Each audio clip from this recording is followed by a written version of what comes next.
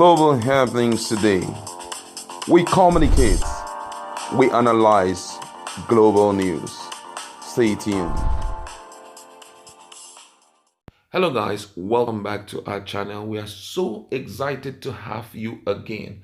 We are looking at the issue of the financial independence granted by the president to the state legislatures and judiciary. Some days ago, governors of the 36 states had a teleconference with the president bringing up this same issue of financial independence. But right now, the president has decided to open up to them, and this time around, he's telling them to obey the executive order, which means that there is no change anymore, and this is causing a lot of rancor. This executive order 10 that granted the financial independence to state judiciary and legislature was signed by President Muhammadu Buhari on May 20. When May 20th, it mandated all states to henceforth include the allocation of the legislature and the judiciary in the first line charge of their budget. It also granted financial independence to them as against the previous practice, which was widely condemned. But now the House of Assembly and the judiciary do not have to be at the mercies of governors for fun. But on Sunday, the PIC Secretary Itai Nang told newsmen in Abuja that the financial autonomy will facilitate development and promote financial accountability. Enang, who is the senior special assistant to the president on Niger Delta matters, said Nigeria's greatest challenge was wastage at the state level.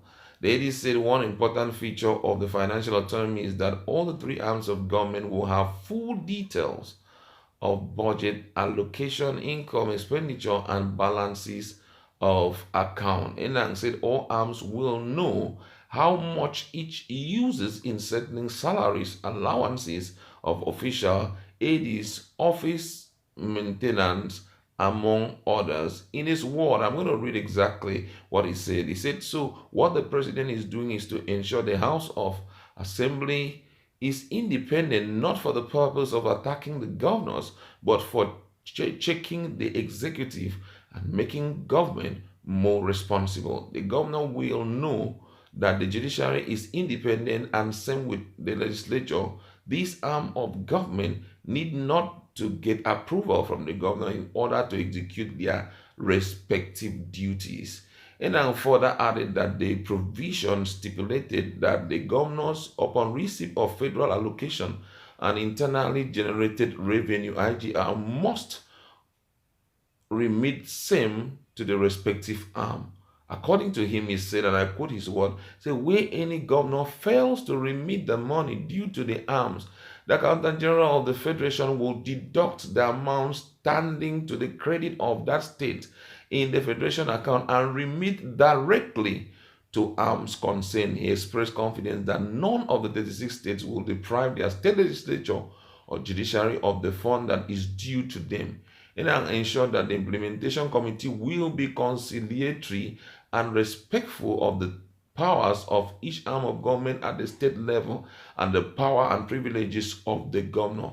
He advised all the arms of government in the state to follow the practice already in effect at the federal level for proper accountability.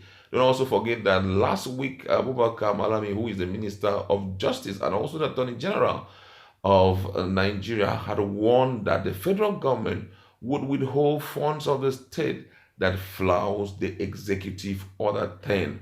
And this is not really good for the government. There are a lot of advantages to this executive order 10.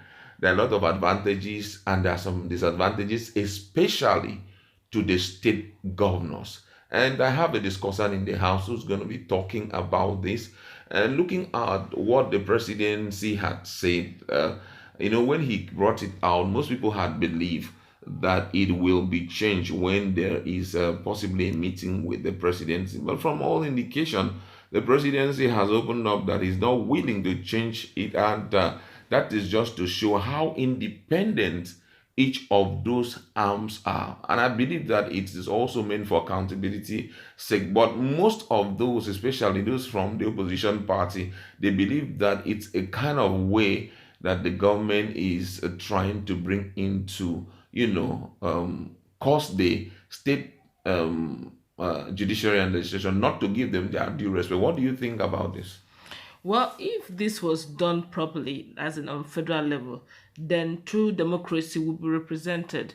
But if you check what the presidency is doing, is actually controlling it at the state level, which means by the power of the executive order, anything that constitutionally, anything that the legislatures and the judiciary refuse to pass at the level, at the federal level, he can execute the power of the use the executive order to overrun a lot of things, which are things that the likes of Ike Ekeremadu was trying to fight against by saying that this does not go well, and it contradicts some constitutional laws and subsections in Nigerian constitution, that the executive order is at the extreme.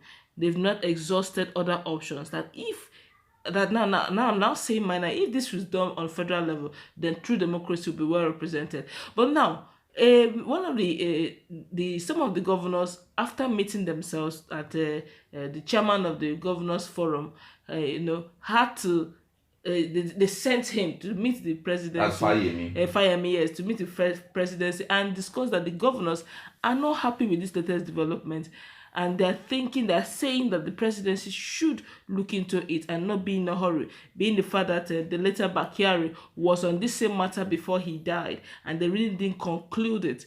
But then Manami refused. It has to hold.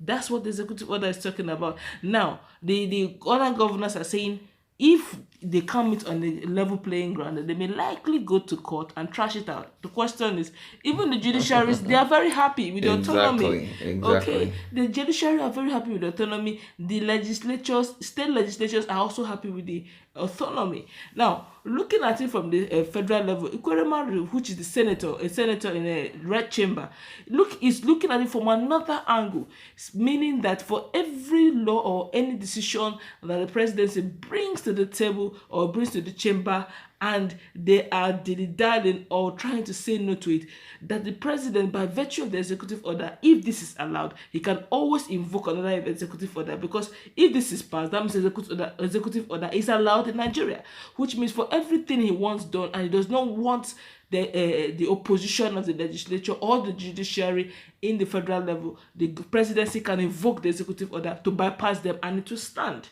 Okay, so they are looking at it that it will give undue power to the center.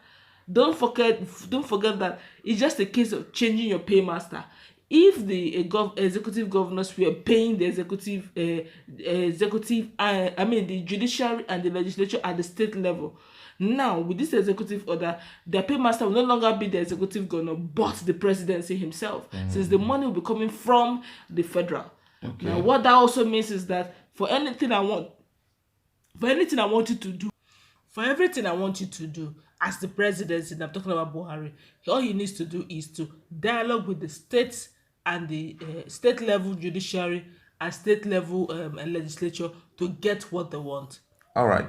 A lot of judiciary in different, there are a lot of state judiciary and legislature. Most of them are very happy because it's like they were remote controlled by the executive. They were not actually acting as a watchdog over the governor. Do you think also that this issue may bring in some kind of strenuous relationship, or will it strain the relationship subsisting at the state level between the executive, legislature, and judiciary? At this level, the legislatures and the judiciary are so excited. I'm talking about real excitement is in the air.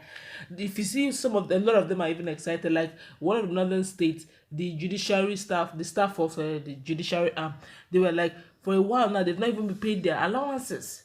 But yet, month in, month out, they keep getting allocations. The governor of the state keep getting allocations, and they're even owed 1 month salary. despite the fact that the executive governor keeps signing in allocations and they don't get it.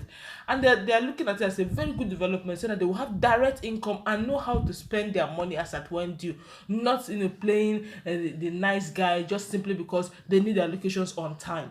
But with this now, there will be true democracy in state level where everyone will manage themselves. And that's another thing too, because if there's true democracy, which means indirectly too, it will give federal central greater power, because for every governor that is not in the good book of the federal government, he can actually instigate the state level judiciary and the legislature to work against the executive governor indirectly, and he may not find his stay for that next 4 years very fun, like in the case of Wike having that power because he has synergy with his executive, with his legislature and judiciary. Imagine the central having power for taking away from him in that aspect, then Wike may not have a good stay, if you ask me. Okay, but I think also at the state level there is executive order, which I believe some of them will get to understand it, so that they may invoke it in the future just to paralyze